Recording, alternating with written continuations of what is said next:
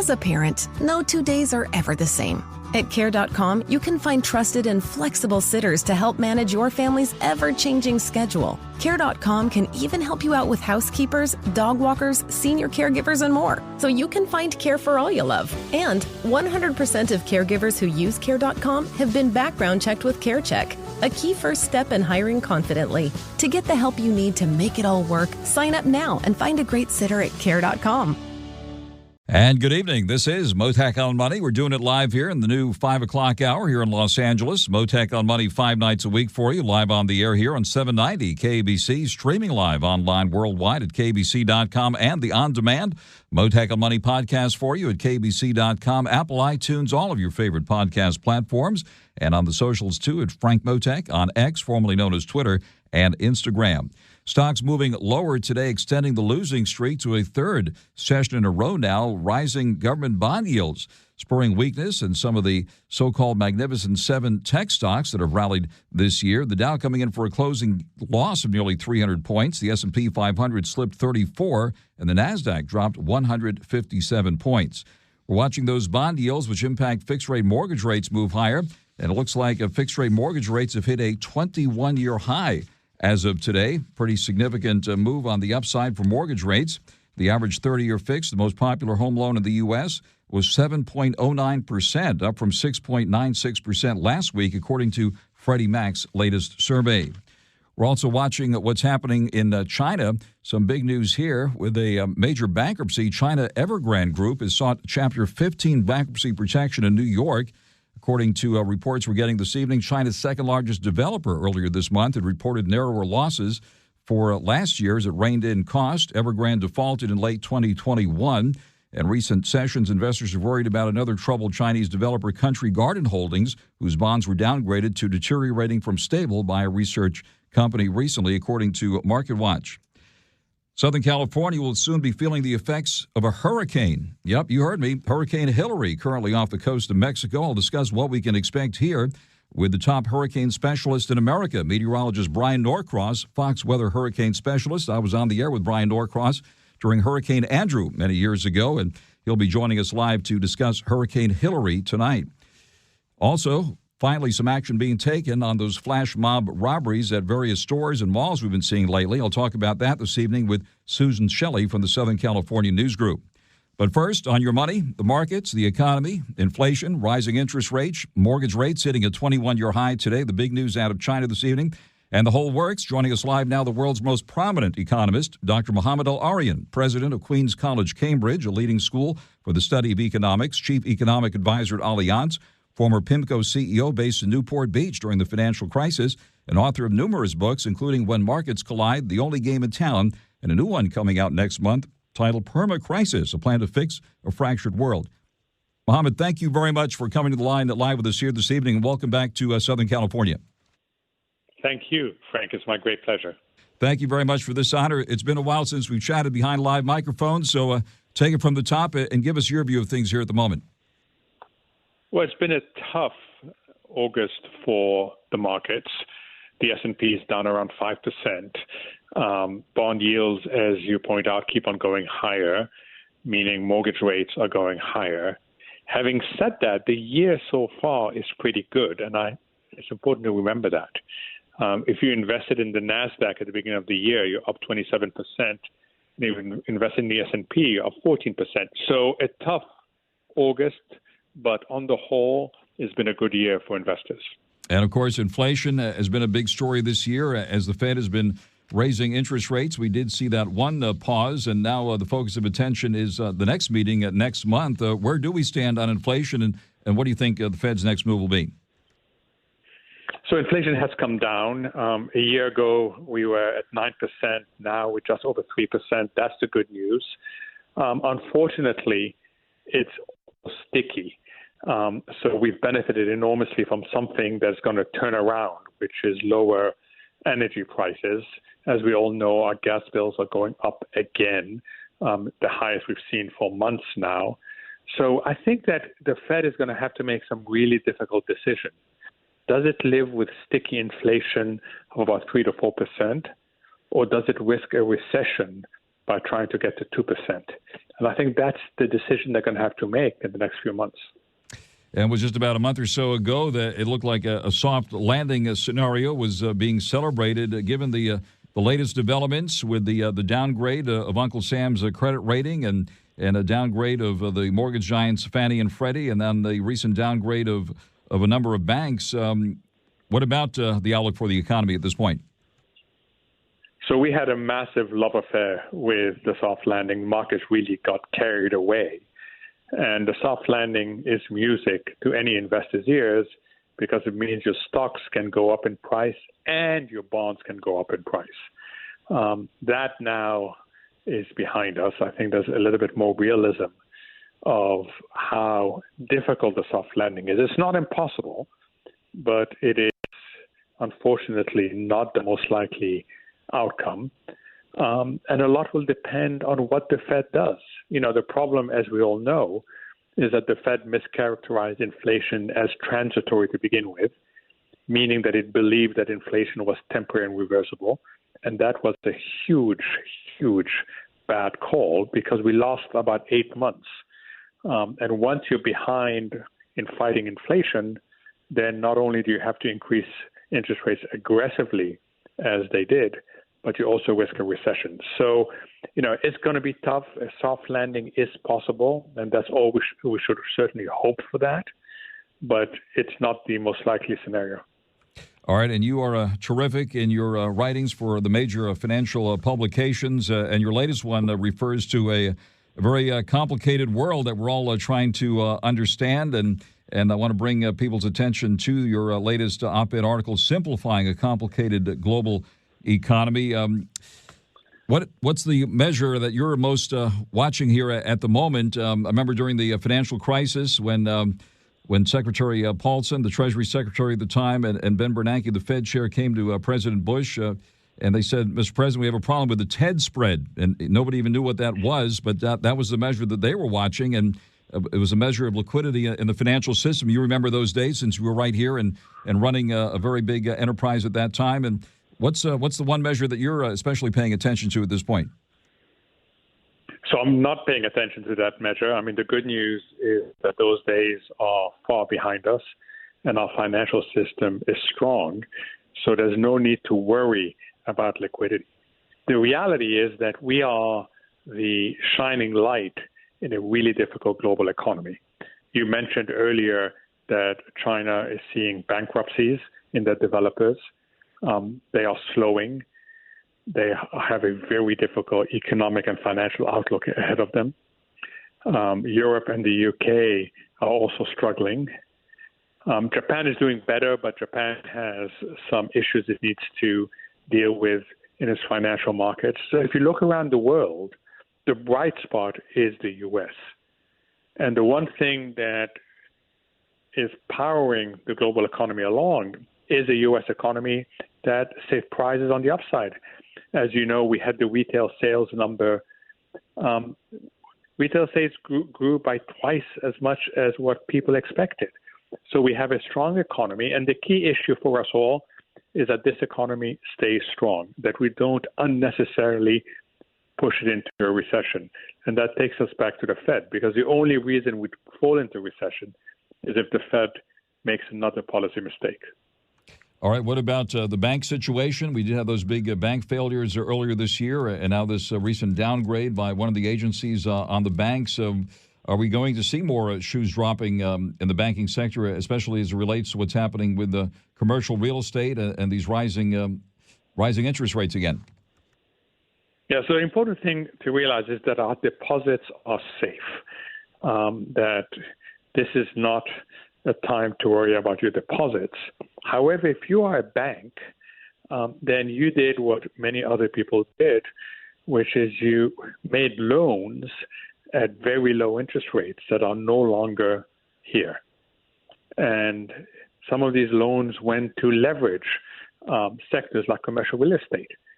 So the banks are going to have to manage through this process, as will private equity. I don't think we are anywhere near risking the financial system, but the marketplace is telling you that banks need to deal with their loans that they made at a time when interest rates were artificially low, and these loans cannot be refinanced right now. The same thing is happening on the housing markets. A lot of people were smart enough to refinance their 30-year mortgages just after the pandemic when interest rates were ridiculously low, and they now realize that if they were to move homes, they would have to pay mortgage rates that are 2, 3, in some cases 4 times higher than what they got just 2 to 3 years ago. So, we are adjusting to the reality that interest rates are no longer ridiculously low. And it certainly is a complicated world, and you do a terrific job in explaining it so well for us here. And a lot of people are wondering what's going on again with these unusual developments, with these downgrades, and suddenly interest rates the highest since the financial crisis, and now mortgage rates are the highest in more than 20 years. What is going on? Are there any flies in the Chardonnay that you see at the moment?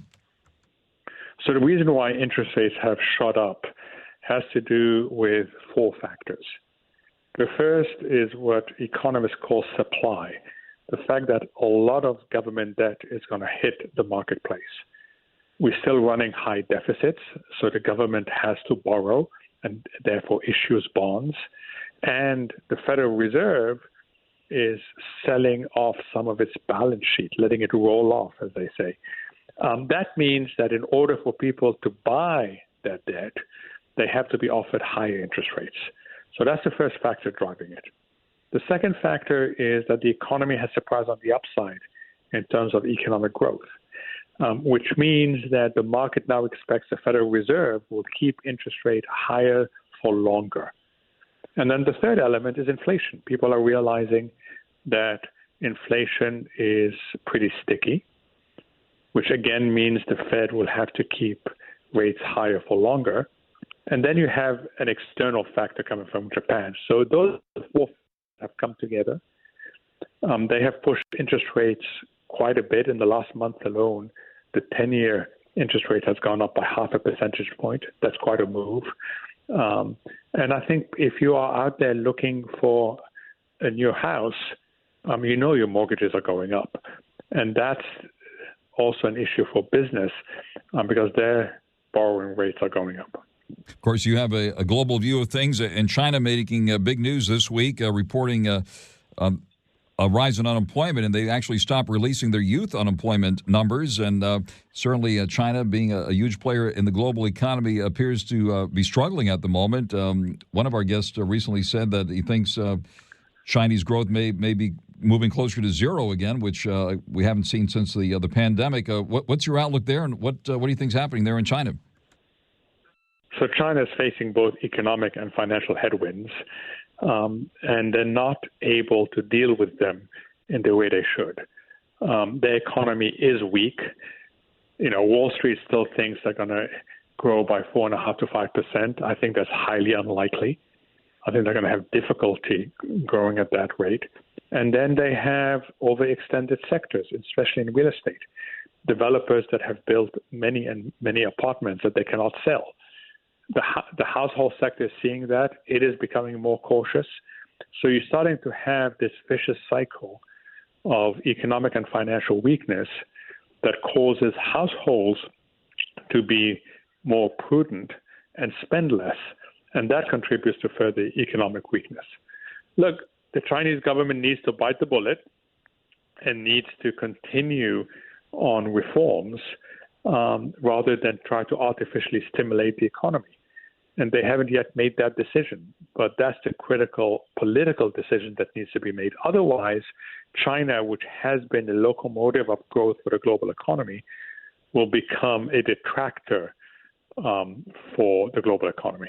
On the air live with Dr. Mohamed ERIAN. And Mohamed, let me ask you this. It's they're calling it the hot labor summer here in Los Angeles, with the writers and actors striking simultaneously, a hotel strike and even a city strike. And I was with some people from the UK this week here in Los Angeles. They said a similar situation is happening in England and in other parts of the world as the cost of living continues to soar. People are demanding more compensation and so forth. What do you see happening here on the labor front? I think it's the old adage that you can't fool all the people all the time. So most workers were fooled when inflation first reared its ugly head, and their real wages, their purchasing power was equal. For over 3 decades, nobody has had a wrestling career like Arn Anderson. Conrad Thompson gets all the stories with Arn. After watching AEW's Double or Nothing, Amy wants to know, what does dinosaur taste like? It ain't chicken. It's like biting into a sinewy charcoal briquette. But chewy.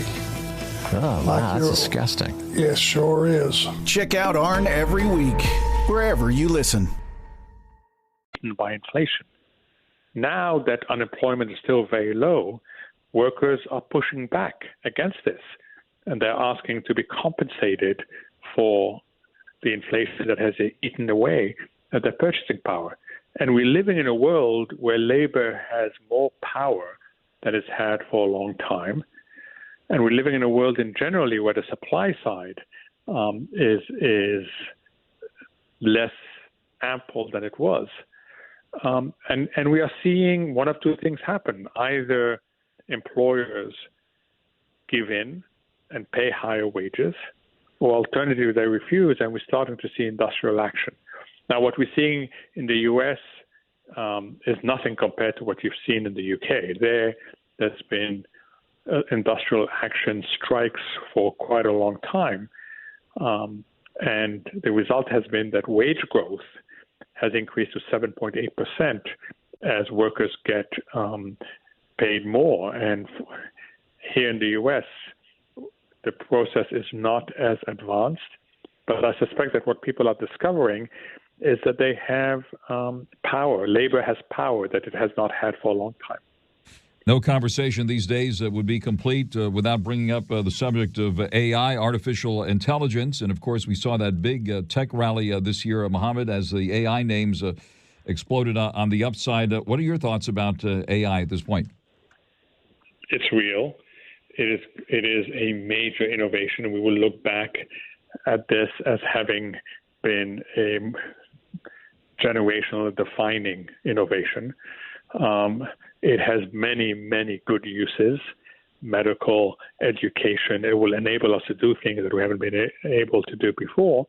But it has the problem of all innovations that, one, it can be misused, and two, the regulatory system is far behind the actual innovation.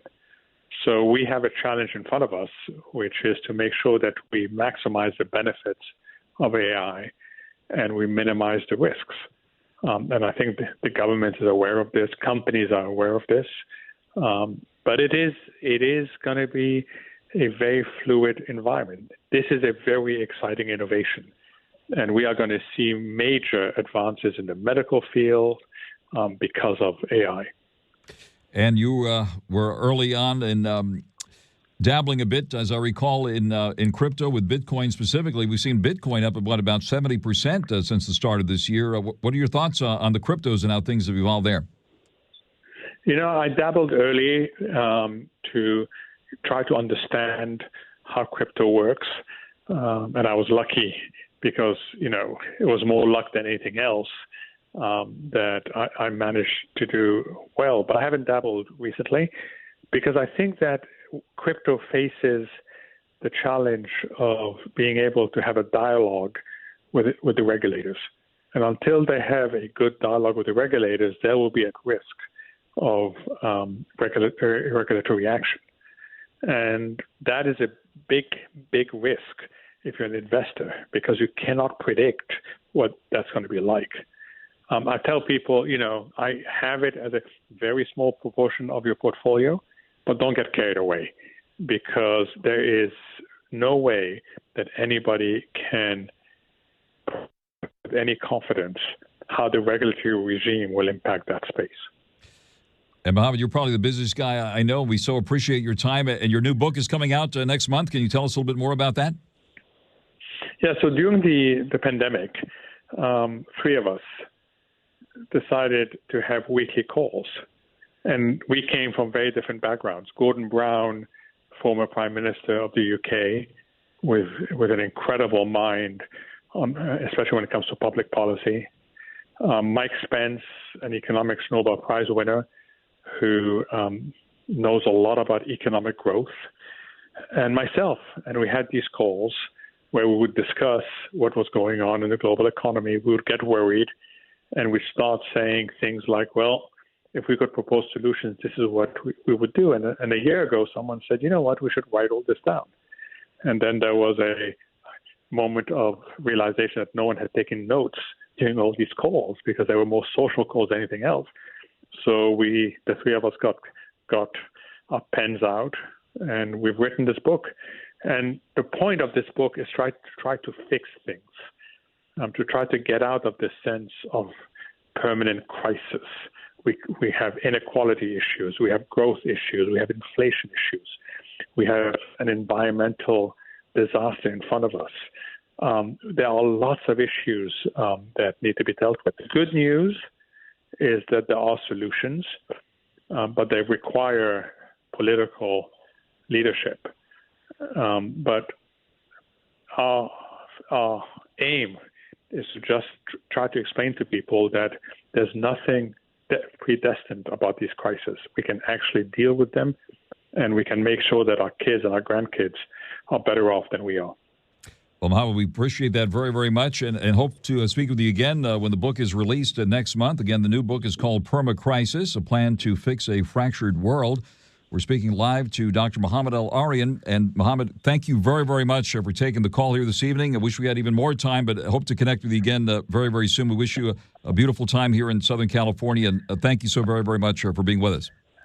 My great pleasure, and thank you, everybody. Thank you very much. That is Dr. Mohamed ERIAN, president of Queens College, Cambridge, which, as you know, is a leading school for the study of economics, chief economic advisor at Allianz, and former PIMCO CEO based in Newport Beach. Author of numerous books, including the new one, Permacrisis. Friends, does your knee pain keep getting worse? How about that pain in your shoulder or hip or back? Don't let them tell you steroids and surgery are your only options. Take my advice now and call QC Kinetics. Frank Mottek here. QC Kinetics can make that pain go away with all natural, advanced regenerative medicine. They're helping people here every day with these amazing natural treatments that restore and repair your damaged joint tissue. It's like turning back the clock. Regenerative medicine uses concentrated healing agents from your very own body to stimulate that damaged tissue in your joint so they work like they're supposed to, and there is zero downtime. QC Kinetics is the nation's leader in this exciting medical breakthrough. Patients here are getting real lasting relief and are saying no to surgery and drugs. If you have pain due to injury or arthritis, this is a remarkable option that you need to check out, and the consultation is free. QC Kinetics, locations in Glendale, the city of Orange, Mission Viejo, and now also in Costa Mesa. Call 213-997-PAIN, 213-997-PAIN. Again, that's 213-997-PAIN. There he is, 790 KBC welcomes the one and only Ringo Starr coming to the Toyota Arena September 17th. Tickets are on sale now at Ticketmaster.com. Right now, caller 9 wins at 1-888-790-5222. You can get a pair of tickets to the show. Caller 9 wins. Call now, 1-888-790-5222. Stocks pulling back today with the Dow down for the third session in a row. We'll take a closer look at the market action here coming up shortly. Also, finally, some action being taken on those flash mob robberies at local malls and stores. I'll talk about that in just a moment with Susan Shelley. And hurricane conditions coming to Southern California. I'll talk about that. One of the leading hurricane specialists in America, and that is BRYAN Norcross. He'll be joining me live coming up. Mottek on Money continues here in 790 KBC. Finally, some action in response to those horrific smash-and-grab robberies seen at local malls and stores recently, many of them caught on videotape. Law enforcement agencies now across the Los Angeles County area are teaming up to create a task force to tackle the alarming increase in smash-and-grabs. LA Mayor Karen Bass announcing the Organized Retail Crimes Task Force that will focus on the organized retail crimes in the Los Angeles area. In the meantime, we are getting word from Glendale police that they have announced their first arrest in a smash-and-grab burglary at a popular shopping center that was caught on video. That one happened at the Americana at BRYAN. We're scheduled to speak to Los Angeles business and civic leader Rick Caruso about this coming up tomorrow evening. He'll be joining us live. He was on the air last week calling for Los Angeles area leaders to do something to fight this crime wave. So we'll get an update from Rick Caruso tomorrow evening. Joining us live now is Susan Shelley, columnist for the Southern California News Group and host of the Howard Jarvis radio show, heard Monday nights on KABC. Susan, thank you very much for taking the call. I know you've been following this as well as important tax matters that affect all of us. But first of all, what news are you getting there about this new task force and the spate of smash and grabs that we've seen lately here in the Los Angeles area? Well, it certainly looks like Mayor Bass is looking at her poll numbers, because one of the things she called for was for people to stop shooting video with their phones and start calling 911. And to me, that sounds like someone who's worried about the image of herself and of the city, because these stories have gone national. They've gone viral all over the world. International, and all of these business owners talking to the camera and saying, we can't make it here in Los Angeles anymore. This is just every day in these stores. And I think she's embarrassed by it.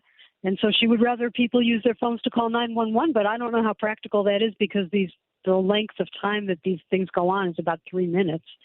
So I'm not sure that dialing 911 would do a lot of good. I hope that a task force, though, if they can catch people who are selling this merchandise or buying this merchandise or transporting it over state lines, perhaps if they can track that, they can shut this down. So one arrest so far out of dozens of people apparently involved in all of this, but finally some serious attention being focused on this.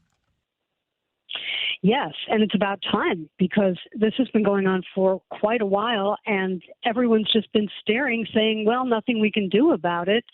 Sometimes you hear about Prop 47, the $950 limit. Nothing is a felony if it's less than $950 in value. But this is beyond that. This is obviously organized crime, very sophisticated, and they're scooping up very expensive designer merchandise in a very short period of time, and then speeding away in getaway cars, which apparently are stolen or stolen plates, because the number of arrests you can count on the fingers of one hand. Yeah. It seems organized, just looking at the videos, organized as well as unorganized, with sometimes just one person involved who's just, or a couple of people involved with the shopping bags and stealing whatever they want. So brazen. There was that Nike store in East LA where two people walked in with trash bags, filled them up, walked right out. It's appalling, and it's so destructive to business in Los Angeles, because customers who don't feel safe are not going to go to those stores. They're going to order everything online to be delivered to their house, and it's going to destroy all the retail areas, all the malls. That once you lose that sense of safety, you're just not going to go, and it will decimate the retail sector in Los Angeles. Right, and it doesn't make a business sense if your store is being looted to continue doing business that way. We have seen stuff being locked up and other things being done. Some places have armed security now, and some shop owners are getting concealed weapons permits, and it's pretty serious. That is very serious, and then they're going to have legal bills if they shoot somebody, and they're going to have one of the things besides the merchandise is the damage to the physical store.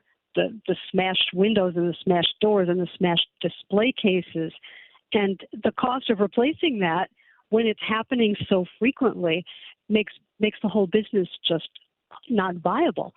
And this is a basic function of government, to do law enforcement, to provide public safety. This is not new. They know how to do it, but they just won't, because everything's gone into this psychological idea that we're going to rehabilitate everybody and incarceration is bad for society. Well, it's not necessarily bad for society to incarcerate people who are destroying society. So we're going to have to revisit some of these ideas.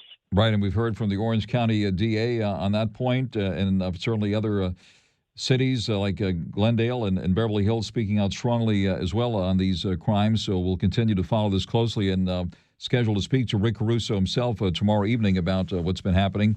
And in the meantime, Susan Shelley, of course, you're very much involved as a taxpayer advocate. That includes all of us here in Southern California, and a new ballot proposal and a court ruling opening a new front, I understand, in California's never-ending tax wars. Give us an update on what's happening now on the tax front. Well, the big thing that's happening is we're about to get our title and summary for the Repeal the Death Tax Initiative, and that means we will soon be able to get those petitions out there for people to download, print at home, and mail back. Those will be legally valid one-page petitions that you can print anywhere and photocopy. They'll be 8.5 by 11, one side of one page, perfectly legal and valid. And so we think that's a game changer for signature collection. As soon as we get that title and summary from the Attorney General in the next week or so, we'll get that petition finalized, and it will be available at repealthedeathtax.com. And people can sign up to be a volunteer, and we'll make sure that you get that petition. All right. And when, if everything goes as planned this time around, when will that repeal be on the ballot? That would be on the ballot November 2024, and it will be retroactive. So I think people who were in this situation where someone passed away and they inherited property and they couldn't move into it and it was reassessed to market value and they're stuck paying this enormous tax bill. If you did not sell that property, this measure is retroactive and you would get your original, they call it the trended base year value, your original Prop 13 value back again, as if the reassessment had not happened. So that's something that it will help a lot of people who got stuck with this, because Prop 19 in 2020, which did this to everybody and changed the rules for property taxes on inherited property, it took effect so quickly. They finished counting the votes in December. It took effect in February, in the middle of a pandemic over the holiday season. And people just got caught, and they're stuck with these huge tax bills because of this ill-conceived law. Absolutely heartbreaking. We'll look forward to many conversations between now and then, Susan, on that important point. Thank you very much for taking the call with us here. That is Susan Shelley, columnist for the Southern California News Group and host of the Howard Jarvis radio show, heard Monday nights here on 790 KABC. Susan, always a pleasure to have you with us here. Thank you very much for joining us live here this evening. Thank you, Frank. Friends, it's jarring to have a car accident and hard to think clearly when you're hurt, so my friend attorney Clark Fielding of Fielding Law has created something to help you. It's a guide called Be Prepared Before a Motor Vehicle Accident. The guide is one page, fits right there in your glove compartment, and gives you everything you need in case you are hurt in an accident. Go to clarkthesharklaw.com and download your free one-page guide. Keep it right there in your glove compartment and put Clark Fielding's number in your phone, too, under the word accident. All you have to do is hit the number when you need him. Tell your family and friends to do the same. So if you're hurt in an accident, call the one we all trust, attorney Clark Fielding, 833-88-SHARK. That's 833-88-SHARK, 833-88-SHARK, and download the Be Prepared Before a Motor Vehicle Accident guide at clarkthesharklaw.com. Again, that's clarkthesharklaw.com. Mottek on Money continues here on 790 KABC. Good evening. We're tracking Hurricane Hillary off the coast of Cabo San Lucas, and it's moving north. It looks like Southern California will soon be feeling the effects of that storm. Hurricane Hillary currently off the coast of Mexico. What can we expect here? We never get hurricanes. In fact, in recorded history, no tropical cyclone has ever hit this area at hurricane intensity in recorded history. Let's get the latest now from meteorologist BRYAN Norcross, Fox Weather hurricane specialist. And I should also note, hero of Hurricane Andrew, which ravaged South Florida back in 1992. BRYAN Norcross was honored for seeing what was coming and told people to put a mattress over their heads, get into their bathtubs, and that saved lives when Hurricane Andrew ravaged South Florida. So thank you for that, BRYAN Norcross, and it's great to reconnect with you here live on the air here on 790 KBC in Los Angeles. Hi, Frank, and good afternoon to you. And this is really something that we see developing here for Southern California. And in my time doing tropical weather, I've never seen a scenario like this. We thought it might happen way back in 97 with Hurricane Linda, but Linda turned offshore, and the technology was completely different then in terms of our understanding of how to forecast the atmosphere. So this is a very concerning potential event that will begin late Saturday, spreading from the south to the north, Sunday peaking late Sunday into Monday, it looks like, and then improving Tuesday, but still rain around. Now, the biggest threat, generally with hurricanes, we talk about the wind, and the wind is increasing dramatically. It's up to 120 miles per hour as of the 5 p.m. National Hurricane Center advisory. And since then, I've seen some analysis that it's higher than that. It's forecast to go up to 140, but that's not coming toward Southern California. The cool water is cold, as we know, offshore, and the effect of the mountains and terrain and everything is going to weaken it. but it still looks like a healthy windstorm moving from south to north over the Southland. And then the big thing and the big question is the rain. Because the last time we had a tropical system that was actually organized was in 1939, came ashore around San Pedro, and was a terrible flood event all over Southern California. As I say, from the desert to the sea and the mountains and everywhere. Los Angeles River raged. The arroyos in the desert ripped out roads and railroads and whatnot. So it was bad. So it takes the exact alignment of the wind and the mountains and with all this tropical moisture to cause like the worst case. But, right now we're looking bad and potentially very bad Sunday into Monday across much of Southern California. Exactly where the worst of it would be, it's too early to say. On the Air Live with meteorologist BRYAN Norcross, Fox Weather Hurricane Specialist. And BRYAN, let me ask you, of course, our friends in Cabo San Lucas and along the Baja coast will be impacted by this. How bad will it get there, and what's the outlook? Well, in Cabo, it's going to miss Cabo, the core of it. They're going to know their hurricane offshore, for sure. And in fact, they already know it pretty much. But the core of the storm, where the strongest winds are, is offshore of Cabo. Now, farther north along the Baja Peninsula, they're going to get a very, very strong storm. But, of course, it's not terribly populated that far north. Now, up around Tijuana and into San Diego, this could be a very windy, wet scenario and very dangerous near the mountains because as this very moist tropical air, very un-Southern California-like air moves in, where we're talking about Miami air moving into the Los Angeles basin and all of Southern California. So it's a very unusual thing. So the interaction of very, very moist atmosphere and the mountains can make very heavy rain depending on the direction of the wind and where the rain falls. So since we can't pin that down exactly, we can't pin down where we're most likely to have the most dangerous situation. So at this point, with this much advance notice, a couple of days until it really kind of starts and 3 days until it's the worst, we think, late Sunday into Monday. We just say everybody needs to be aware and stay informed over the weekend as we can kind of pin down where the worst of this might be. You think Hillary will be the first in history to bring hurricane force winds to the Los Angeles area? In fact, a lot of people don't even know what a hurricane is here. With winds, of 74 miles an hour or plus, that would qualify for hurricane strength, right? Yeah, that would qualify for hurricane strength. I think that's unlikely, but the idea of getting a tropical storm, a healthy tropical storm into Southern California with the intensity diminishing as the system moves to the north, that seems pretty likely at this point. And remember that storm that hit in 1939 that did damage all across the area. I mean, one side to the other, a different kind of damage, but all related to flooding and mostly related to flooding. There was wind damage. That was a tropical storm. So it doesn't take a lot. The tropical moisture, tropical winds, and mountainous terrain are a dangerous combination that we just don't see those two things come together very often.